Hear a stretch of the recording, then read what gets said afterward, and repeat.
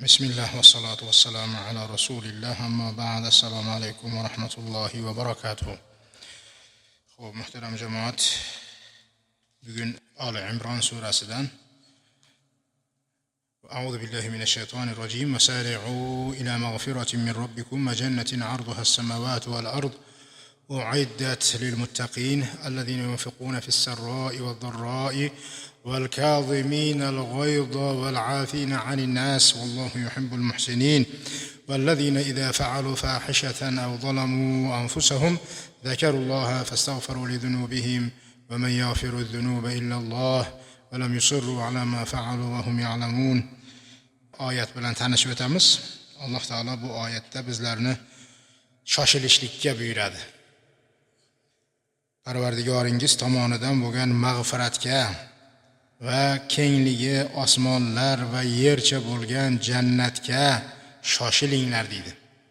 Bu jannatlar taqvo qilgan insonlar uchun tayyorlab qo'yilgandir. Ya'ni naqd hozir. Naqd tayyorlab qo'yilgan, bitilgan. Boshqa bir oyat karimada vasari'u demasdan vasabiqu degan. Sabiqu ila mag'firatin min robbikum va jannatin arduha ka'ardis samai val ard degan.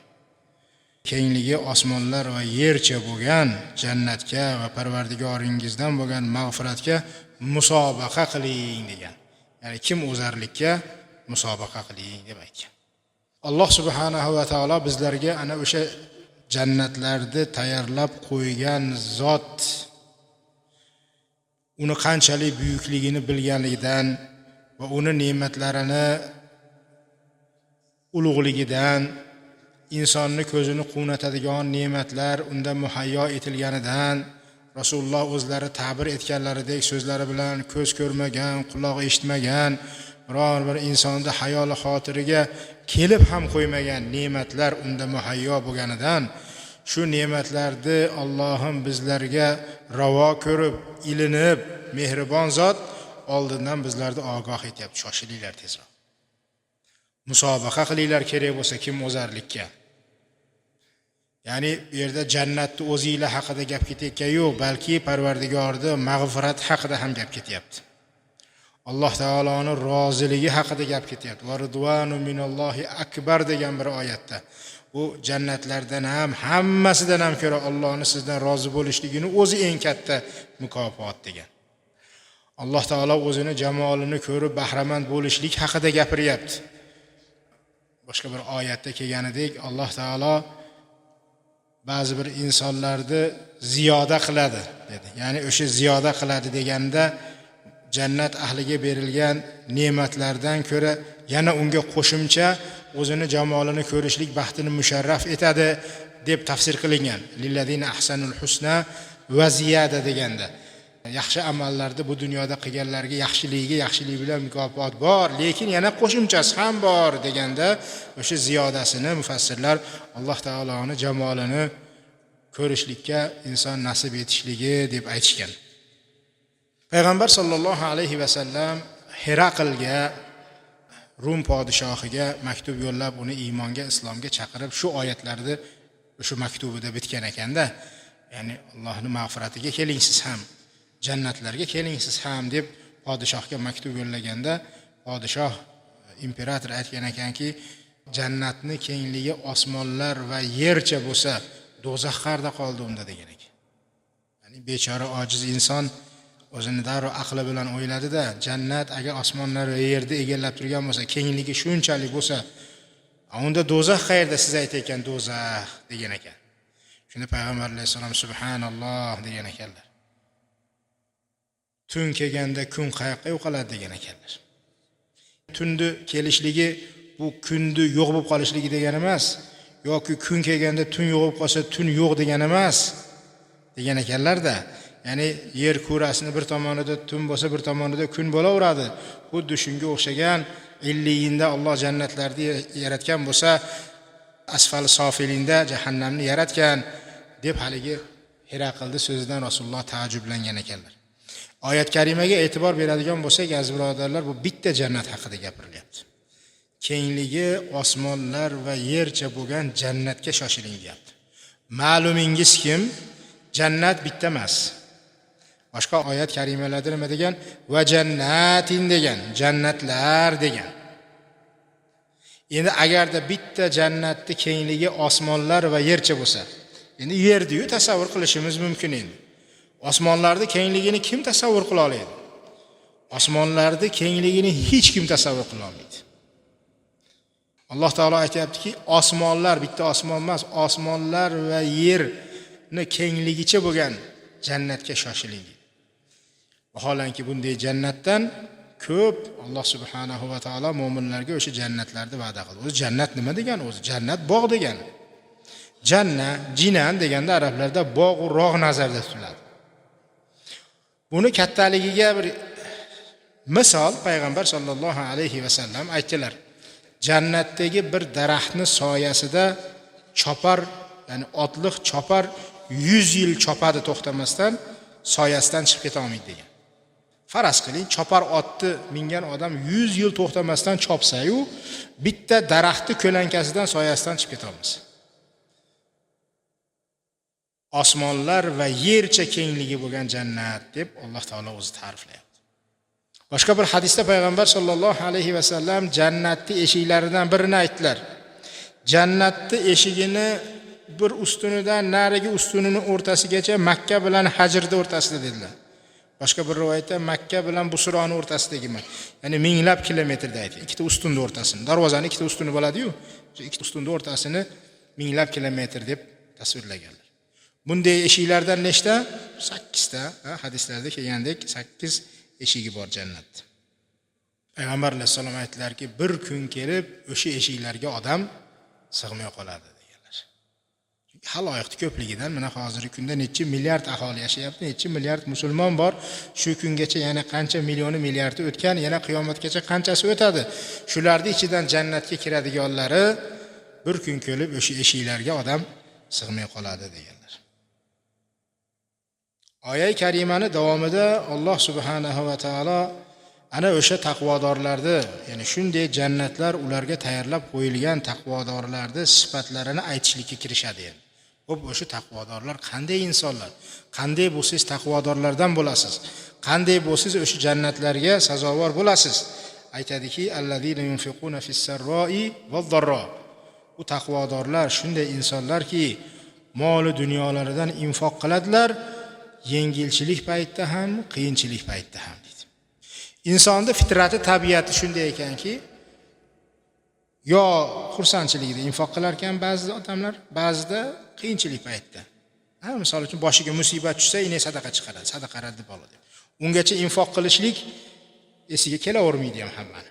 Bolasi kasal bo'lib qolsa, darrov ehson qilib yuboray deydi, qo'y so'yveray deydi, bir ozgina o'z cho'ntagida puldan nima qilishdi, chiqarish tadoriga tushadi, boshiga bir musibat tushgan. Xursandchilik paytida esdan chiqarib qo'yadi. Ba'zilar infoqni faqatgina boy bo'lganda qiladi, ya'ni oshinganda, toshinganda qilaman deb o'ylaydi. Ba'zilar bir kasal bo'lganda qiladi, sog'lik paytida esidan chiqib qoladi.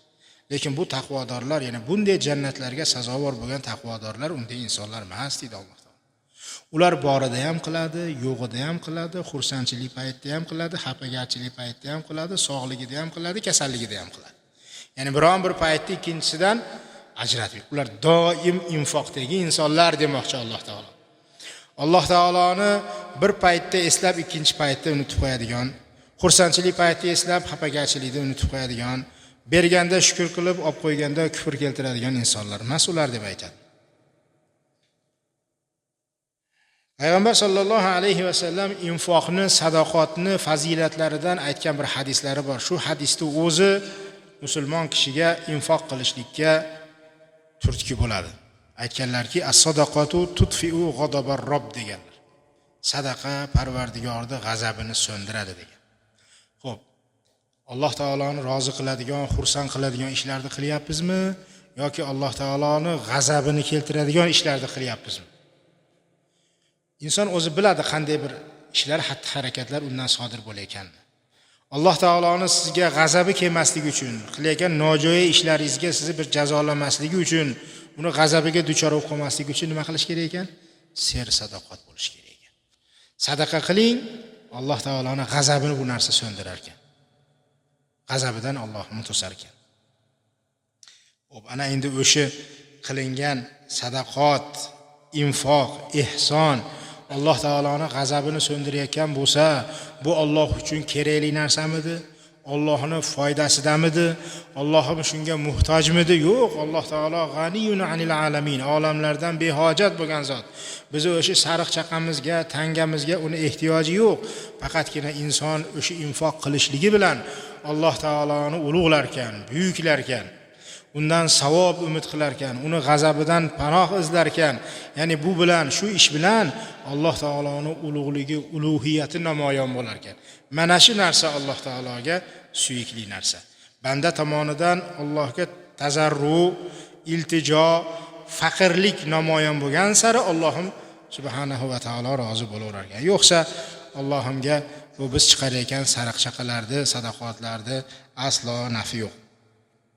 Payg'ambarimiz sollallohu alayhi va sallam bir hadislarda shunday dedilar: odamzod bu dunyoda molim, pul deb o'lib ketadi, lekin uni molidan, pulidan 3tasigina o'ziniki dedilar.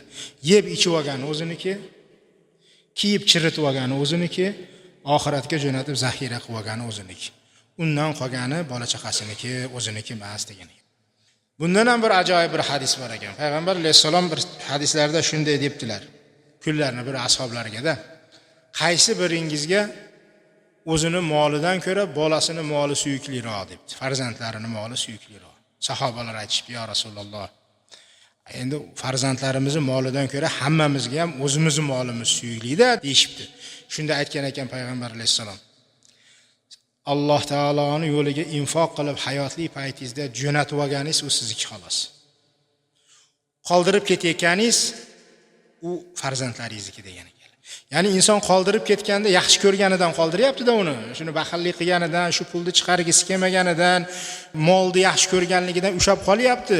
Lekin u go'yoki o'zimniki degani bilan o'ziniki emas, u bola chaqasining moli dunyosi. O'zingizniki u haqiqiy o'zingizniki hisoblangani Alloh taoloning huzuriga jo'natib qo'yganingiz dedilar. Alloh taolo ana o'shanday jannatlarga sazovor taqvodor insonlarning yana sifatlaridan biri o'laroq val kaziminal g'oyd, g'azabi kelsa g'azabini bosa olgan insonlar dedi. Bir kishi payg'ambar sollallohu alayhi va sallamga kelib debdi: "Ya Rasululloh, menga bir nasihat qiling." Rasululloh haligi odamga g'azab qilmang degan ekanlar. Haligi odam yana aytibdi: "Ya Rasululloh, menga bir nasihat qiling." Rasululloh g'azab qilmang debdilar. Yana takrorlaganda yana xuddi shu javobni bergan ekanlar. Chunki g'azab insonni nojo'ya ishlarga yetalab qo'yadigan, oxiri pushaymon, nadomat bo'lgan ishlarga yetaklab qo'yadigan narsa. G'azab insonni Alloh saqlasin do'zaxga yetaklab qo'yadigan narsa. G'azab ustida birovni bir urib nohaqdan o'ldirib jahannamga inson kirib ketib qolishi hech gap emas. G'azab ustida xotiniga 3 talaqni berib 4 ta bolasini yetim qilib chirqiratib qo'yishi hech gap emas. G'azab ustida bir og'iz gap bilan ota-onasini oq qilib, oqpadar bo'lib ketishligi hech narsa emas. Demak, har bir jinoyatda og'ir gunohlarning tagida g'azab yotganligidan haligi odamga Rasululloh nima dedilar? G'azab qilmang deb bir og'iz shu so'z bilan ko'p narsalarni olam yaxshilikni haligi odamga nasihat qilgan bo'ldilar. Alloh taolo hadis qudusida shunday dedi: "Ey odam farzandi, g'azabing kelganda meni esla, men ham g'azabim kelganda seni eslayman" degan ekan. G'azabing kelganda meni esla, g'azabim kelganda seni eslayman degan ekan. Ya'ni sen ham g'azabimni keltirasan. O'shanda men seni eslayman. Bandam deb rahim qilaman. Agarda sen meni g'azabing kelganda eslab, mendan qo'rqqaningdan, g'azabingdan tiyilgan bo'lsang. Xo'p, g'azabidan tiyilib Alloh taologa yomonlik qilishlikdan tiyiludimi? Yo'q, Alloh taologa yomonlik qila olmaydi inson. O'ziga o'xshagan bir insonni, Allohning bandasini dilini oritib qo'yishlikdan saqlandi g'azabini tiyib. Qarang, Alloh taolo bunga rozi bo'ladi. Bo'lmasa bu ishlarimizda xoh moddiy ishlarimiz bo'lsin, xoh ma'naviy ibodatlarimiz bo'lsin, birovlarga yaxshilik qilishlik bo'lsin, birovlar o'zimizni yomonlikdan tiyishlik bo'lsin, bu Alloh taologa buni zarracha nafi yo'q.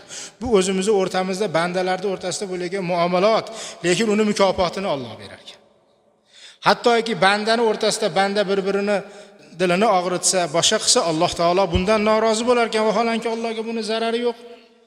Hadis qudusida keldi: "Ey bandam, men og'ridim, ko'rgani kelmading-ku" dedi. "Meni og'ridim, ko'rgani kelmading" dedi. Banda aytdi: "Parvardigor, sen olamlarning Robbi bo'lsang, sen qanday og'riysan?" Aytdiki: falon bandam seni do'sting, birodaring og'ruvni borib ko'rmading-ku dedi. Ya'ni go'yoki Alloh taolo buni o'zini ko'rmagandek bizga nima qildi? Hadislar orqali, hadis qudusiy orqali ifoda etib berdi. Val kazibinal g'oyza val afina anin nas. Ularda o'shanday taqvodor insonlarning sifatlaridan yana biri odamlarni kechira oladilar. Kechirimli inson bo'ladilar. Alloh shunday muhsinlarni yaxshi ko'radi dedi. Payg'ambariga Alloh subhanahu va taolo fa'fu anhum vastaghfir lahum dedi. Ularni kechiring dedi. Ulardan o'tayotgan kamchilik, xatolarni siz kechiring. Ularning haqqiga siz aksincha istig'for ayting dedi. Zero sizning duoingiz, istig'foringiz mustajob dedi. Siz ularga g'azab qilmang, atrofingizdagilarga. Siz kechirimli bo'ling, balki ularning haqqiga istig'for ayting dedi. Alloh taolo mu'minlarni ham shunga targ'ib etib, fa'fu wasfahu ala tuhibbuna an yaghfirallohu lakum. Sizlar ham kechiringlar, o'tin qilinglar. Alloh sizlarni kechirishligini, o'tin qilishligini xohlamaysizlarmi dedi. Ya'ni insonni qilgan yomonligi, dilini og'ritishligi bu insonni Alloh taologa qilishi mumkin bo'lgan gunohini oldida hech narsa emas ekanda. Bir inson aytadiki, shuncha yaxshilik qilsam yaxshiligim bilmadi bu deydi, yomonlik bilan qaytardi deydi. Shu narigi insonni bunga yaxshiligini bilmasdan yaxshiligiga yomonlik bilan javob qaytarib buni dilini og'ritganligi, Alloh taolo bu insonga berib turgan ne'mat yaxshilikni oldida bu uni qadriga yetmaganligini oldida hech narsa emas o'zi aslida. Hech narsa emas ekanda. Shuning uchun aytilyaptiki, siz ularni o'tin qiling, kechiring. Bundan ming chandon yomonroq meni oldimda ishlaringiz bor. Men ularda sizlar nima qilaman deydi? O'tin qilaman, kechiraman. Al-jaza'u min jinsil amal. Har bir qilingan ishga uni jazosi, mukofoti o'shini jinsidan bo'ladi. Rahim qilsangiz rahim qilinasiz, kechirsangiz kechirilasiz, bersangiz berilasiz. Alloh taolo sizga beradi. Har bir narsaning mukofoti o'zini jinsidan bo'ladi. Qolaversa kechirimlilik insonni bu dunyoda ham o'ziga o'xshagan insonlarning ichida obro'sini ziyoda qiladigan, nomini yuksaltiradigan ishlardan. Payg'ambar alayhisalom va mazadallohu abdan bi afvin illa izza dedilar. Alloh taolo bandasini kechirimliligi, sharofati ila faqatgina aziz qiladi xolos dedi. Hech kim kechirimli bo'lib kam bo'lgan emas, hech kim kechirimli bo'lib oyoq osti bo'lgan emas, balki Alloh taolo bunday insonlarni martabasini bu dunyoda ham, oxiratda ham ziyoda qiladi. Payg'ambar alayhisalom bir hadislarida shunday debdilar: kimni qiyomat kuni borganida jannatda tayyor qurilgan binolar kutib turishligini xohlasa, jannatda darajotlari baland bo'lishini xohlasa, falyafu amman zalamahu. Unga zulm qilganlarni kechirsin. Va yu'ti man haramahu. Unga bermaganlarga bersin. Ya'ni bir kun sizga bermagandi, mahrum qilgandi, siz unga bering.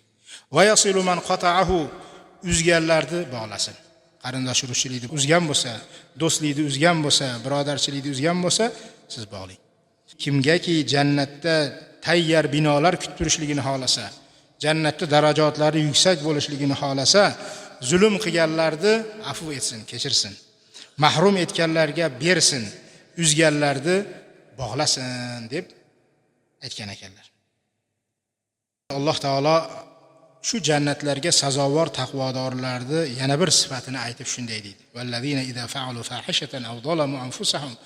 Ular shunday insonlarki, agarda mabodo o'zlariga bir zulm qilib, gunoh qilib qo'yishadigan bo'lsa, yoki fahsh ishni qilib qo'yishadigan bo'lsa, fahsh deganda bu yerda katta gunoh nazar tutilyapti. Kattaroq bir gunohni qilib yoki kichikroq bir gunoh bilan o'zlariga zulm qilib qo'yadigan bo'lsalar, ular darhol Allohni yod etadilar. Gunohlariga darhol istig'for aytadilar. Gunohni Allohdan o'ziga kim ham mag'firat etar edi? Bilib turib, ya'ni Alloh taoloning G'afur Rahim ekanligini bilib turib, aslo qilgan ishlarida davom etmaydilar. Ya'ni gunohda davom etmaydi. Darhol to'xtaladilar. Bu o'sha taqvodorlarning sifatlaridan yana bittasi. Inson endi beayb Parvardigor, har bir insondan xato sodir bo'ladi, kichkina, katta gunoh. Aytayaptiki, bular mabodo shu bir fahsh ishni, katta gunohini qilsa yoki kichkina bir gunohini qilib qo'yadigan bo'lsa, darhol Alloh taologa istig'for aytadilar o'sha qilgan gunohlariga.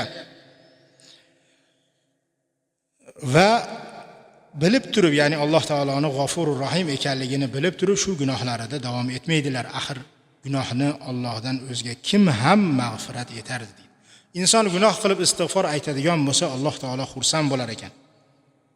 Alloh taolo xursand bo'lar ekan. Agarda bir banda gunoh qilib dedilar payg'ambar alayhissalom, so'ng istig'for aytib, Parvardigor, men bir gunoh qildim, gunohimni mag'firat qilgin deb duo qiladigan bo'lsa, Alloh taolo aytar ekan, bandam bir gunohni qilibdi va bilibdi, uni gunohlariga jazo beradigan Parvardigori borligini bilibdi.